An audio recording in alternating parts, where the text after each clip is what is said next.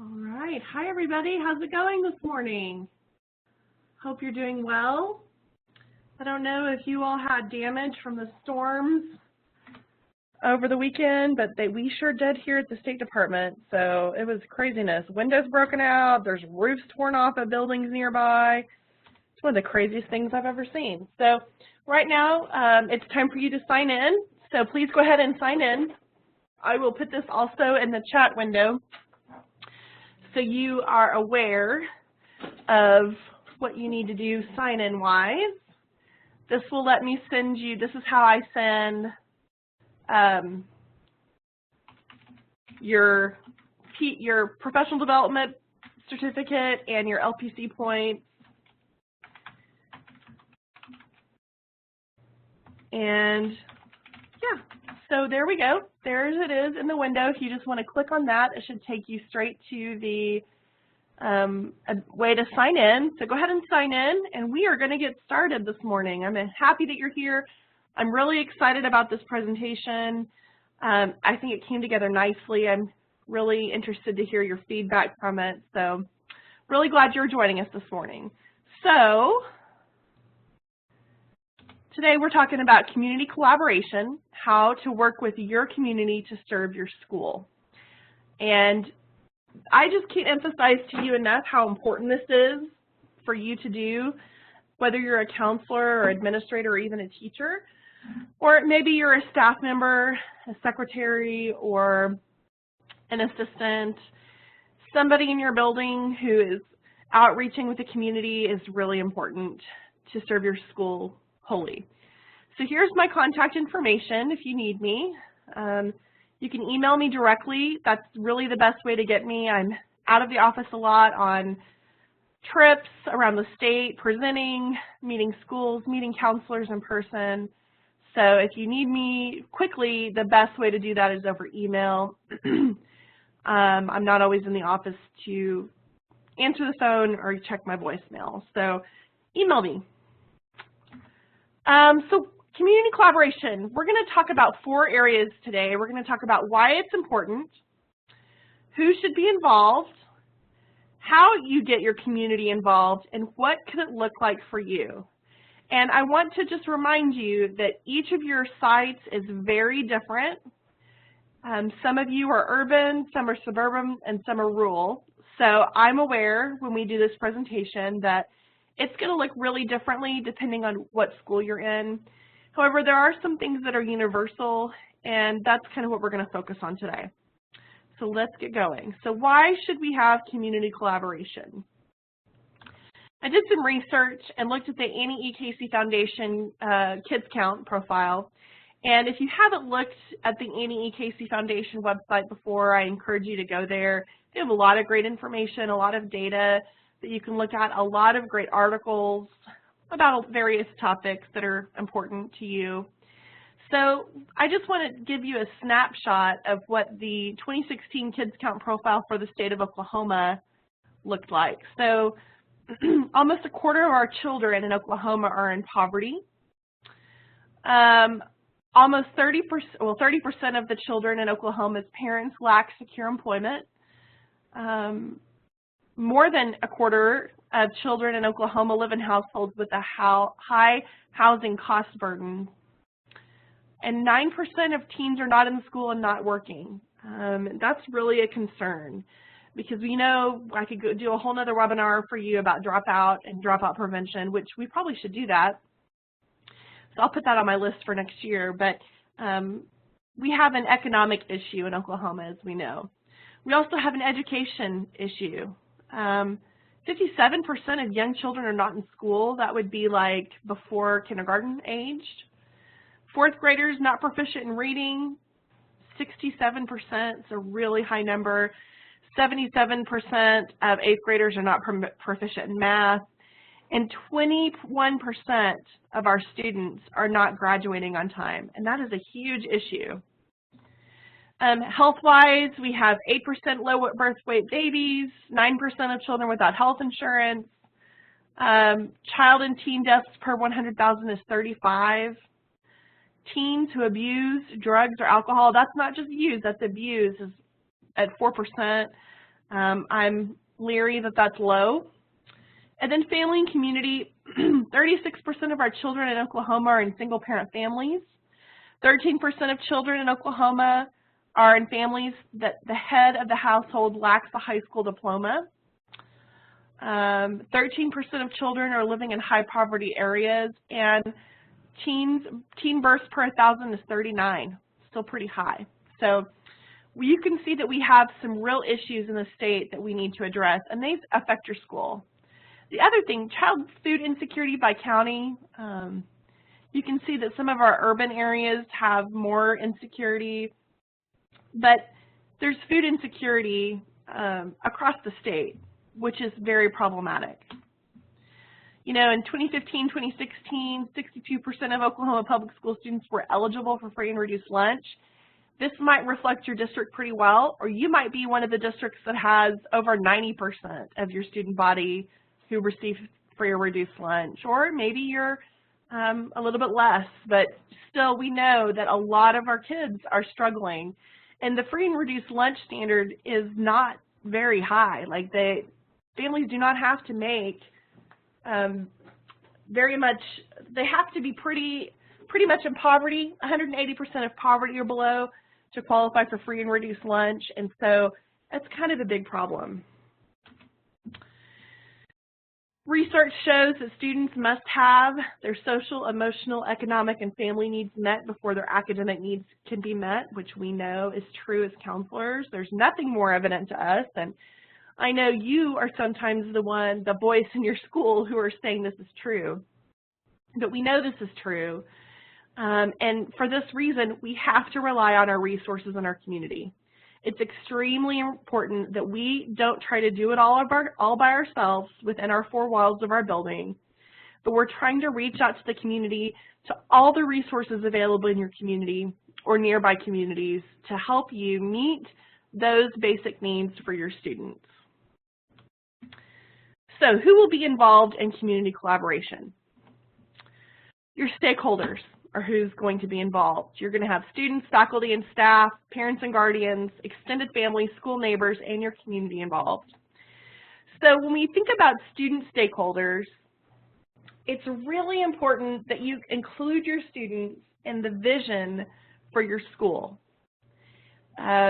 You're asking them to help get other people involved. And guys, this is more than a wrapping paper fundraiser. This is more than you know, a school carnival.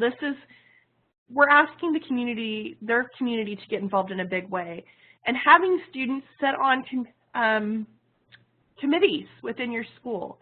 Have students in the planning process for your school vision and mission. You know, we are there because of them, and it's important that we include them in all of our vision casting. So bring in the community for their benefit, and you're going to let them know that.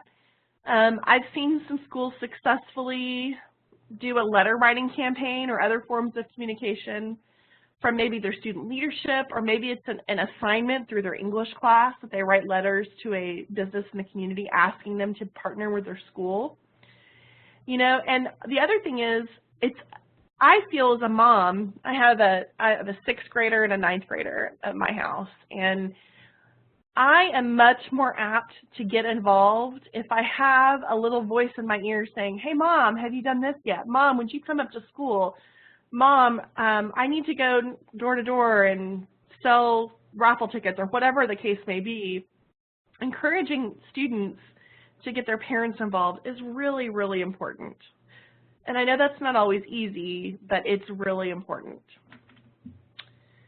So faculty and staff stakeholders, have them included in the vision casting for the school. I think that's really important. Ask the faculty and staff to get their friends and family involved. I know whenever I was a counselor, I had my mom coming up to volunteer at the school all the time. More than just because her grandson went to the school where I was working, but because she had some unique skills and abilities, and I knew that I could ask her to come and help me. So I think that that's something that they can do. I posted on their Facebook page or on social media and somehow asking them to get other people involved is really important. Bringing in the experts to help with learning in our clubs. So if you have a journalism club, call the local newspaper and get the journalists to come over and help you teach the class, for example. Or get somebody from the bank to come and talk about budgeting and how to balance a checkbook. I mean, it's just basic things like that. Bringing in guests into your building through your faculty and staff is really important. Maybe they should write letters or have other forms of communication. I know I really have used Facebook heavily in as a counselor and an advocate. When I needed something, I would post it on Facebook, and I'm telling you, every single time I had the need met, and even sometimes from people who surprised me, sometimes they had an affiliation with our school and sometimes they just didn't. But because I posted the need, people want to help. They really do want to be able to help meet your school's needs. So asking them in some way publicly is not a bad thing. And then have the faculty and staff encourage parental involvement. One of the coolest things I've seen the school do is before school started, their faculty and staff on a voluntary basis went and knocked on doors in the community and said, hey, we just wanted to let you know we're excited to see your kids. So glad that they're coming back to school. We're going to have a back to school night on this date, and we just wanted to hand you this postcard and invite you to come. It really was a cool thing, not just because they got out of the building, which is always fun, but because they really were making an impact on the families and the neighbors of the people they were knocking on the doors of. And it really made them feel connected, and not just the families, but also the faculty and staff members helped them feel connected to the school. Parent and guardian and family stakeholders, so have them be included in the vision and mission.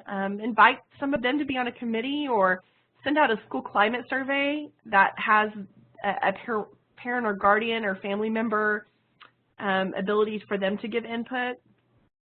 Ask them to get their friends and families involved. And I put this one in yellow because I think it's the most important thing you can do, and it's really hard as you get into the secondary level, is to give them ways to get involved.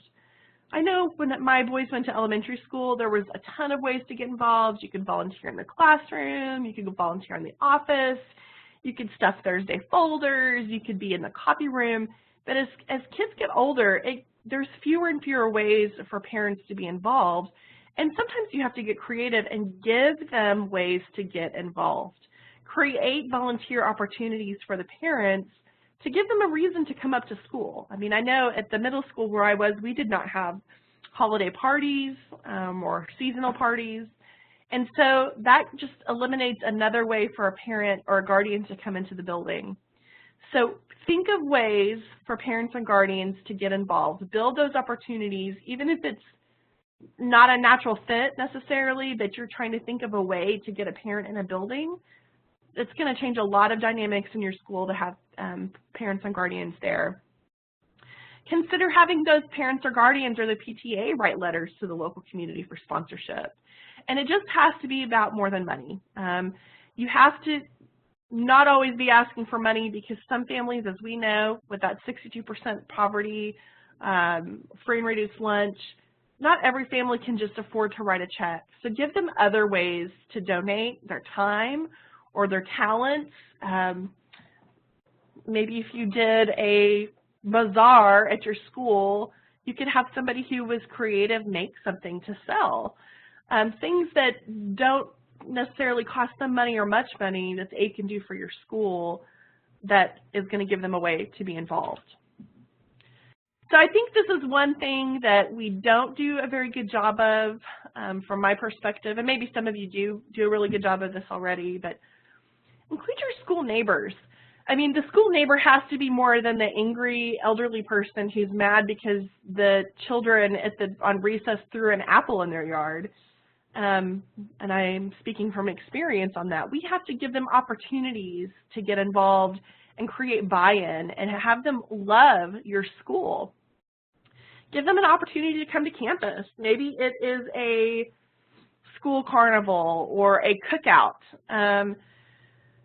You know, one thing that we did in the district where I am is when I was a volunteer, we created a I Love My Neighborhood Day, where it was a low-income neighborhood, high poverty, and we really wanted the community to be supportive of more than just their individual child.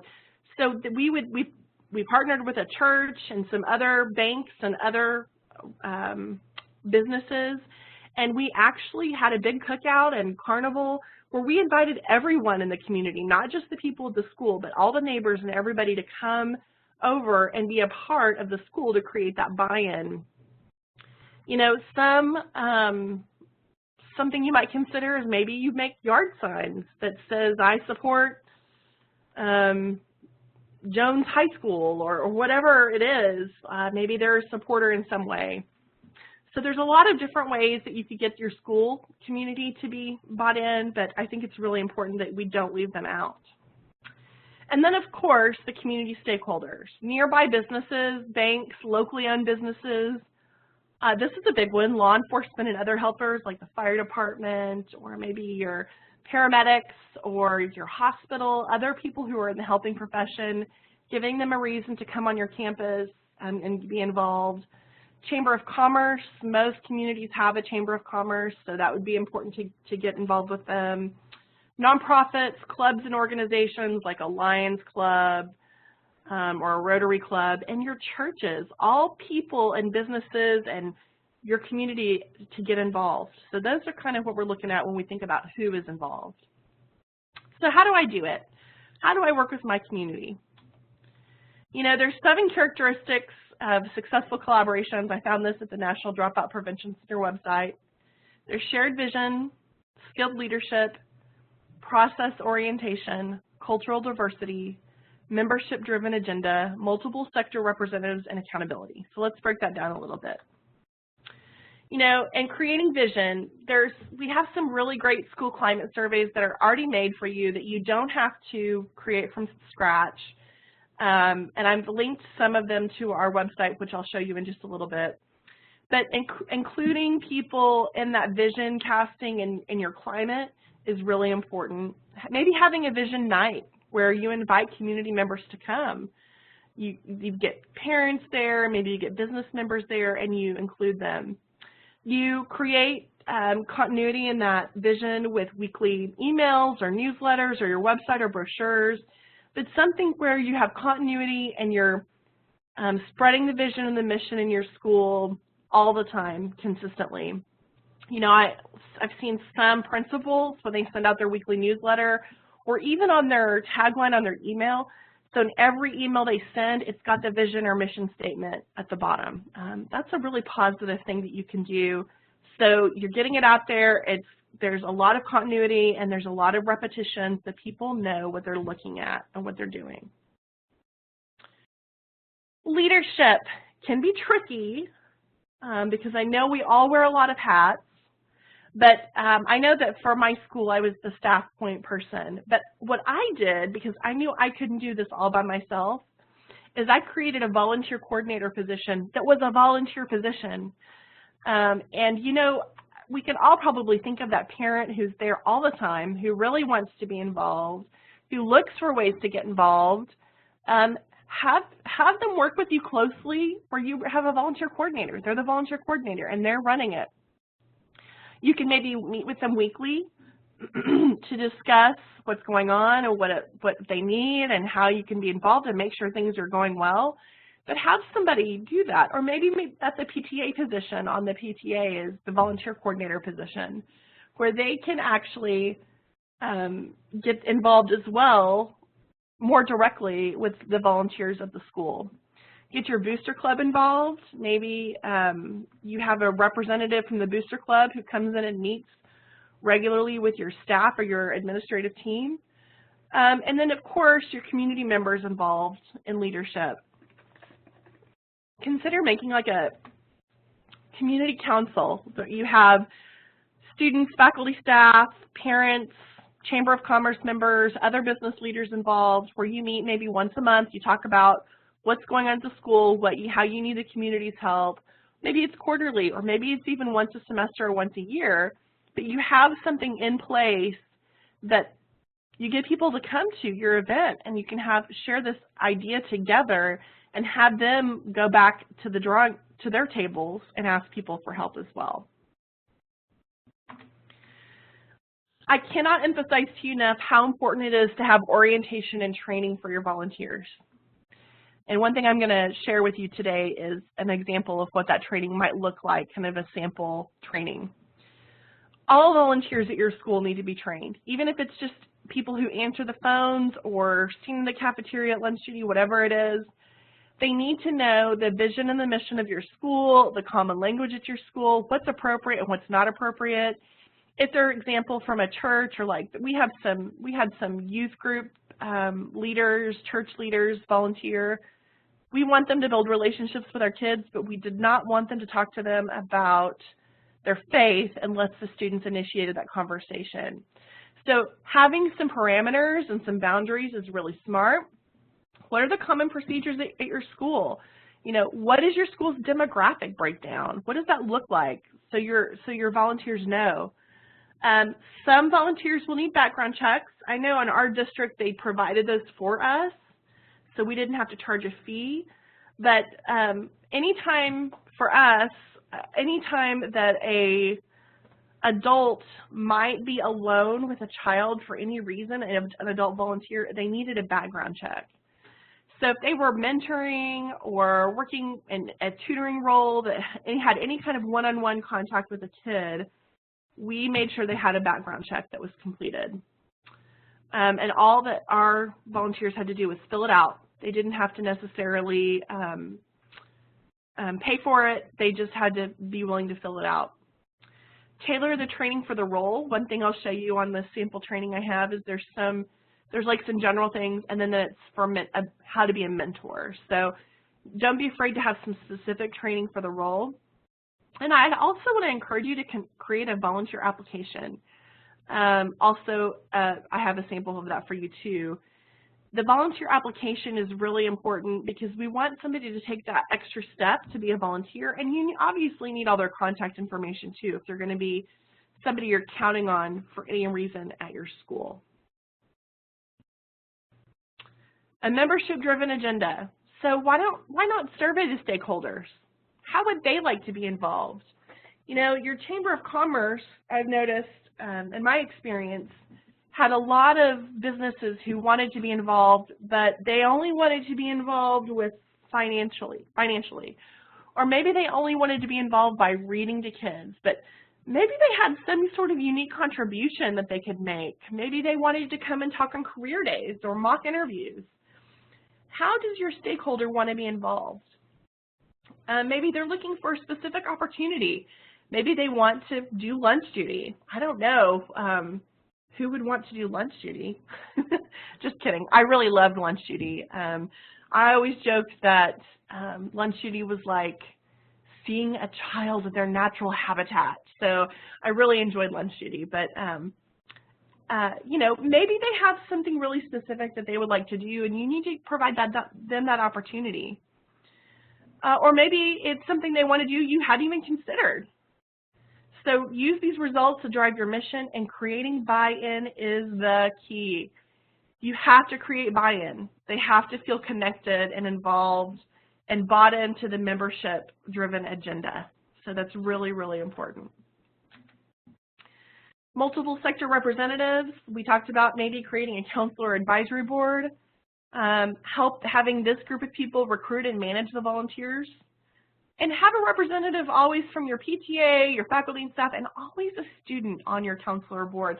Sometimes we forget about our students being active leaders in our school, and we have to do that for many reasons. One, because you need to provide leadership opportunities for your kids, but mostly we are there for the kids, and they have a unique perspective to ours, and we have to give them the opportunity to talk about that perspective and let us know what they think about things. That you might think you have the best idea of all time, and they think it's the dumbest. Like maybe you think, oh, we should have a costume contest, and they might be like, no, nobody's going to wear costumes. That's just not who we are. I don't know. including children on those councils and boards, extremely important. Accountability is also very important. Asking for feedback. When I had a volunteer mentorship program, we always gave like a before-the-year survey, a mid-year and a survey, and an end-of-year survey to try to, one, to provide the ability to have feedback, but also to track our data. Because guess what, folks? I could do a whole session on data. When you have data to back things up, you do things like get grants, like big fat grants that help you do things at your school. It also helps you understand what you need to do and do differently at your school, and if what you're doing is working. So those surveys are really, really important. Have that council meet regularly, and have all your stakeholders evaluate how the community is being utilized at the school. I mean, you want to hear from those businesses, you know, and the Chamber of Commerce, and your neighbors, and your students, and your parents, and everybody, your staff. You want to have all stakeholders involved in that survey. So, the big question, what does effective community collaboration look like? We're going to look at different programs and different opportunities. You guys might have something that you do at your school that's really amazing. Don't be afraid to send that to me over the messenger. I'd love to hear it, and I'll share it with everyone else. But we're going to look at parent volunteers, mentorship programs, community sponsorships, career internships, guest speakers, donations, parent universities and academies, and even like family nights or days. So those are the things we're going to take a look at. Parent volunteers. We totally underutilize parent volunteers, especially at the secondary level. That's speaking from experience. You might have somebody who comes into an elementary school and reads. Or office volunteers, also really important. What about playground duty? What if you had people whose volunteer job was to come and play with kids on the playground? How cool would that be? Or maybe a crossing guard or a before or after school volunteer to help organize the chaos.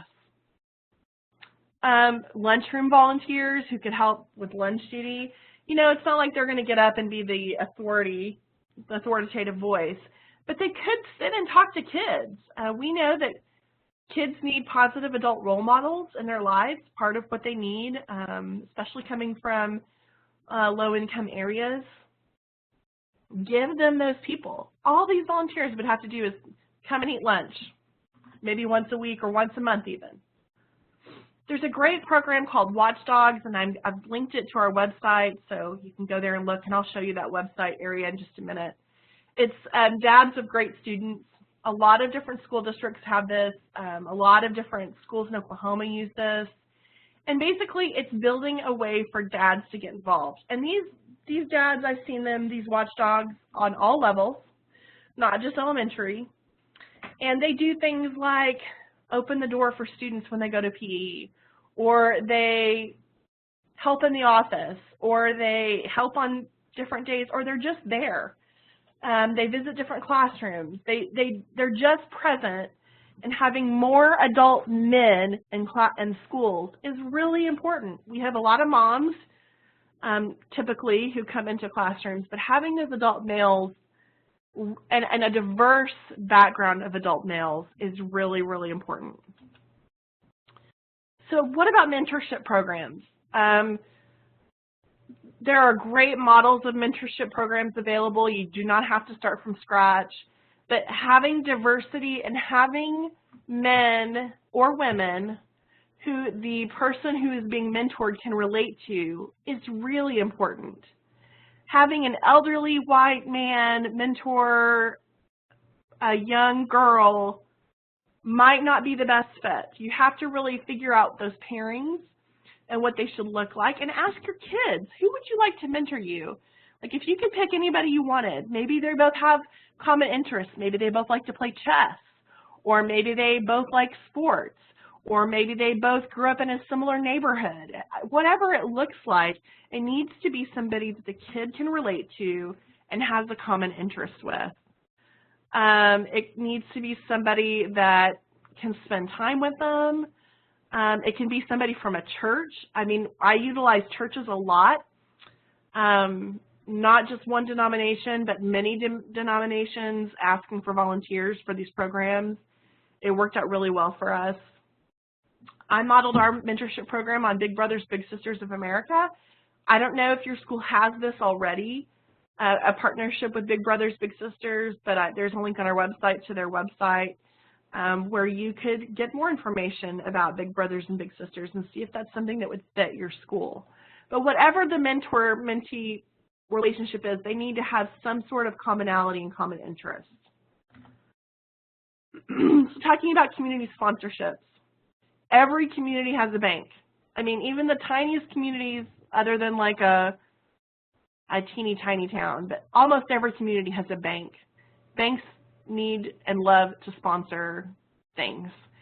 So partnering with your bank is really important. Another thing that almost every community has is a restaurant. Most communities have some sort of locally owned and run businesses. All things that people can contact and talk to. There are also some big businesses in Oklahoma that have ties to Oklahoma that love to sponsor Oklahoma things. The one I'm thinking of right now would be Sonic. They love to sponsor things here locally. So even something like that would be an appropriate sponsorship. But finding these people and asking them for help, for money, for donations, in-kind donations, whatever it looks like, all ways that you could get some sponsorships from your community. You know, Oklahoma just received a huge, huge grant called the New Skills for Youth grant, and it's all about career pathways and redefining the senior year. And if you haven't heard about it yet, love to let you hear more about that. Let us know if you'd like to hear more about that. We can hook you up. But career internships are one of the things that we're trying to focus on with this grant. You know, when you talk to kids of all ages, and I'm not talking just high school seniors, I'm talking about pre-K through 12, they have unique things about them, their values, personality, skills, and interests that can kind of meld together to make a career interest.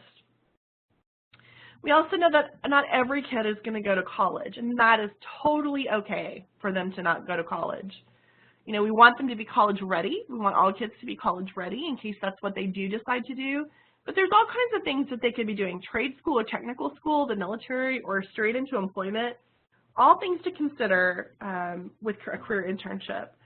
We did mock interviews at our school where we would bring in adults from businesses around the community to do mock job interviews with our 8th graders. This was a great opportunity for them to have a first interview before they actually had to have a first interview. It also helped them understand how the world worked and what it looked like to prepare for yourself for the future and to think about their future. So that would be a great idea to do.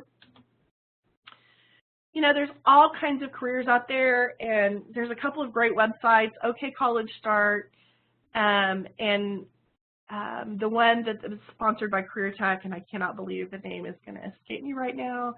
OK Career Guide, there you go, that have abilities for kids to take interest surveys and affinity surveys and really explore different careers where they might maybe provide an internship in, let's see, healthcare. Maybe they get to shadow somebody who works in a hospital for a day. Or maybe if they want to do engineering, they shadow an engineer for a day. It could be small as a day, or it could be more like an internship where it's a built-in hour of your day. Maybe it's first hour or last hour, where they go every single day and do an internship. There's all kinds of different ways that you can get kids involved. And you probably have some businesses in your community who would love some free help from kids. And they might be willing to trade training with for the free help. So that's something to consider and ways for your community to get involved. Guest speakers. You know, I hear about this a lot at the elementary level when you have a guest speaker come in, an artist in residence, something like that. But we really need to utilize these at all levels. So what if you had somebody from the military come in, any level, not just elementary?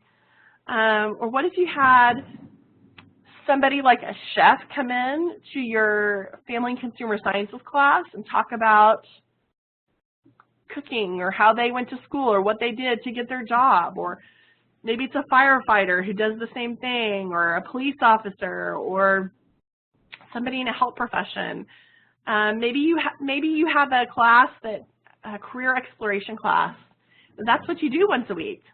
Or maybe you have it through social studies where you have a guest speaker once a week or once a month that just comes in and talks about a different profession. Not only is it important for your kids to hear from different people, but it's important to give your community ways to get involved in your school and feel tied to your school in somehow. So donations, so important. I mean, especially in Oklahoma right now, we have to have donations to be successful and make our business run, right? So, I mean, you have the obvious school supplies. We always had churches who would do this for us at the back to school. But you know what? We had a little supply closet, and we would run out of things all the time. So why not ask a office complex if they have extra pencils, or they'd be willing to donate composition notebooks or whatever it looks like, whatever you need. Asking for donations is good. You know, as a counselor, I always had a snack drawer. Well, I had like a whole apparatus, had several drawers full of snacks. But, you know, kids are hungry, and sometimes they don't eat, or sometimes they don't eat enough. And kids are growing, and they need to eat more often. So what if you had a snack food drive? You know, what if you had this drive that would allow you to get snacks so any hungry kid could come in and you could give them a snack. We had a copy machine business who had a snack pantry. And any counselor in our community could go over at any point and get things from the snack pantry. So what if you had a business who did a snack pantry? So lots of different ideas for that.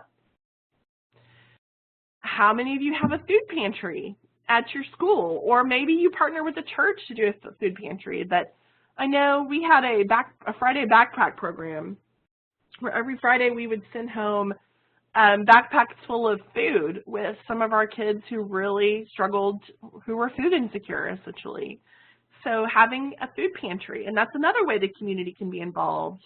Having a canned food drive at your school, partnering with a business like the Regional Food Bank in Oklahoma City who could help you get free donations of food. All ways to get your community involved. You know, we did a crisis team training all over the state in February and March, and we actually have one left in June. If you haven't signed up and are interested, please do. But one thing that we talked about were go bags in a disaster. And they can be expensive to provide. And so one of the things we talked about was, what if you partnered with a church or some sort of business or your hospital or a doctor's office, and you had them help you with a drive to build those go bags for an emergency. You know, we have a list of items you could put in a go bag on our website, which I'll show you in a little bit. But what if you had them do something like that for your classroom, where every classroom had a go bag in case of an emergency? Something like that could be really, really helpful and something you probably couldn't afford as a school. So I think another really excellent way to get people involved in your school are special events and projects, and we're going to talk about a few. You know, a lot of schools do a back-to-school night where it's either the kids come to meet their teachers or they can tour the school. We always partnered with that night with a Get Organized event, which we did, like back to school night would be like let's say 5 to 8, and from 7 to 8 we did a Get Organized event where we talked to parents and kids about how to stay organized and gave them really practical tools to do that. Pre-enrollment night. This is especially important for kids who are transitioning from one school to the next, like from maybe elementary to middle school or middle school to high school, or from one building to the next. Really important to do that. Another thing you could do would be like a family photo night. One thing that people who don't have a lot of money don't have are family photos. So maybe you needed them to come to school for some other reason. Maybe it is pre-enrollment, or maybe it is parent-teacher conferences, whatever it looks like. Maybe you get a photographer in the community to volunteer to come and do family photos. You're going to get more people in your door. And we know the other thing you can always do to provide is to provide food for people to get in your door of your school. So that's a really important thing, to get donations from the community for food. A parent university or academy, and it's different guest speakers come and talk about different topics important to parents. Maybe it's about the career tech, or maybe it's things like the teenage brain and why it doesn't work. Or maybe it's how my kid wants to be an NC2A athlete. What does that look like for them? Or maybe it's parenting with love and logic. Whatever it is, getting people there is really important. And then a couple of other ways that you can get involved are the holiday meal drive and gift drive, and I'm going to show you and talk to you a little bit more about that. But one thing we did at our school is we always, for Thanksgiving, would have a meal drive for our families who needed a little extra help, and we knew that wouldn't have one if we didn't. So we did a canned food drive, and then we did a fun drive where we provided some meals, some food baskets essentially for these families. The other thing we did during the holidays was we did a holiday gift drive for our families who we knew would not have a Christmas or a Hanukkah without the help of somebody else. And so I'm going to show you kind of what that looked like for us.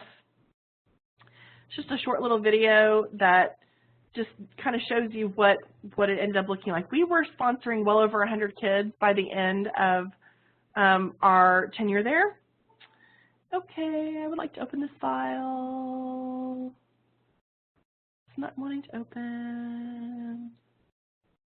I'm not sure why. So I'll just talk you through it. We don't have to open it if we don't need it. So, and Gary, if you think of something I'm not doing right, then you come tell me.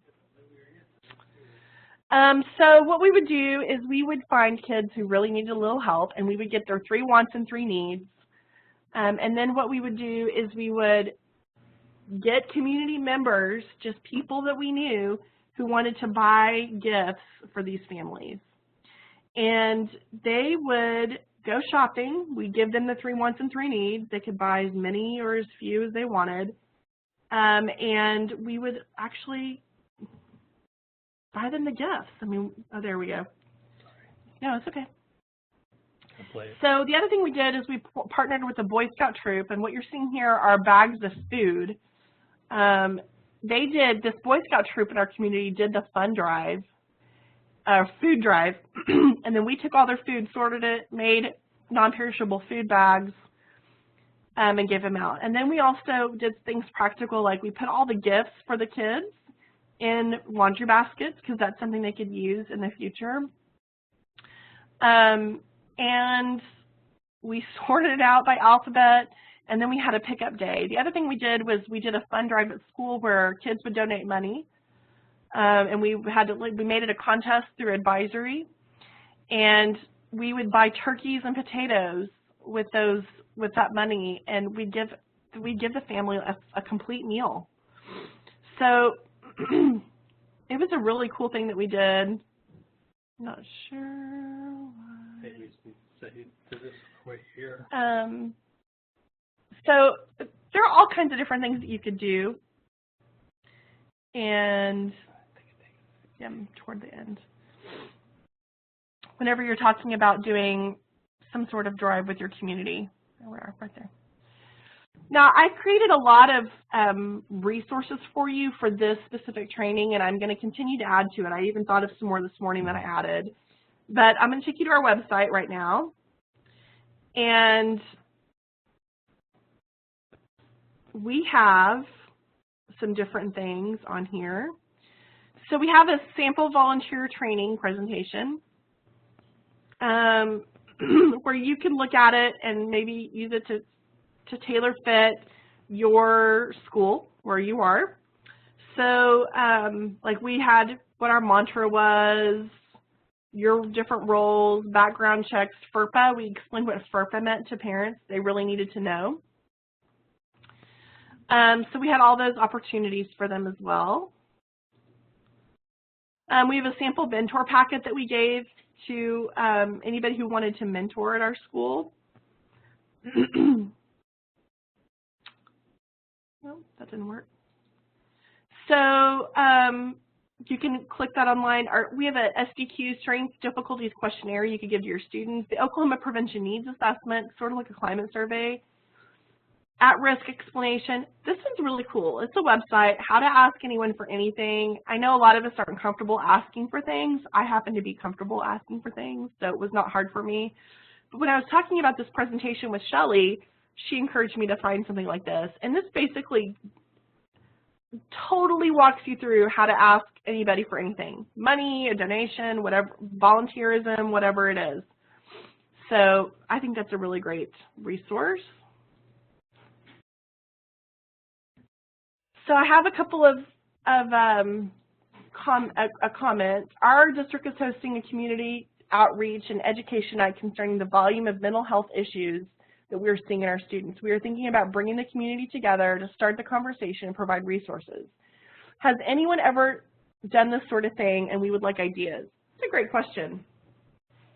Man, that is a tough topic. I have taught classes like that in a parent academy or university. The reason why this is a tough topic is because it is hard to get a parent to come to that because no one really wants to admit that their kid might have a mental health issue. So you're going to have to build it as something something that maybe doesn't have a stigma associated with it. So maybe you talk about behavior, like how to work with kids with behavior problems. And then you get, when you get down to the nitty-gritty, it's also about suicide prevention and mental health issues. But I think that it's all in how you pitch it to parents. I think it's a great idea. I think it would be cool to have a panel at something like that. Working with your hospital, doing a health fair. I like that idea. Somebody said maybe put under health fair. Really like that idea. Maybe you offer free health resources. I know we have some schools in Oklahoma who have community schools who have like a doctor's office, dentist's office on site. That would be cool, but maybe a health fair where you offered free flu shots, or that you offered something that your community might need, they'd be willing to come out for, and then you could bridge in the other things you want them to know at this event. Does that make sense? What other questions, concerns, ideas do you have about this presentation or anything we talked about? You're welcome, Krista. Glad you tuned in. If you have not signed in, please do so. Here's the way you sign in. This is how I'm going to send you your points and your LPC CEUs or LMFT CEUs. Please sign in and do that. So, do you all have any questions? Any thoughts, anything you want to share with everybody who's here? Well, we are really, really grateful that you tuned in. This presentation will be archived on our website. The slides for this are already on the website where we just were under training-counselors, sde.ok.gov/SDE/training-counselors. On our website, we have a lot of resources there, and you can look at those links there. So, yeah, link of the web resources. That's a great question. So, here we go. This is our training page. If you click on resources, it'll take you to their actual resources. And there are more things there. I'm not sure why they're not showing up. But this is where everything is built. We have the handouts right here where you can click on the handouts and download them for yourself if you'd like them. So you have these handouts as well. Any more questions? Well, thank you so much for tuning in today. We're really happy that you joined us. We have one more webinar this year, and it is next Thursday, the 11th, I believe, or the 12th, and it's Engaging Parents in Prevention. And that, for whoever asked that question about the mental health, that's kind of what we're going to talk about, is how to engage parents in prevention. And it's going to be, I think, a good topic, and I hope you guys can tune in. It's going to be at 2 o'clock, and you can find out more information on our website here. I can actually tell you it's going to be May 11th, Thursday, May 11th at 2 o'clock, Engaging Parents in Prevention. You can click right here on this link and sign up, or really for that one or any other webinar that we do here at the OSDE. So as soon as we have this recording live linked, we will download it right here. So you have access, and here are the access to all of our other handouts and webinars that we've done this year. So we're really happy that you're here. And oh, here we go, our training and resources. It has been updated now. Links to Watchdogs, Big Brothers Big Sisters, the Oklahoma Chamber of Commerce, etc. So you can actually sign up for Engage OK on the road. We're going to have some counselor-specific trainings this summer, and crisis team training June 6th. And so anyway, I'm really glad you tuned in today. I hope you guys have a great Tuesday. See you later.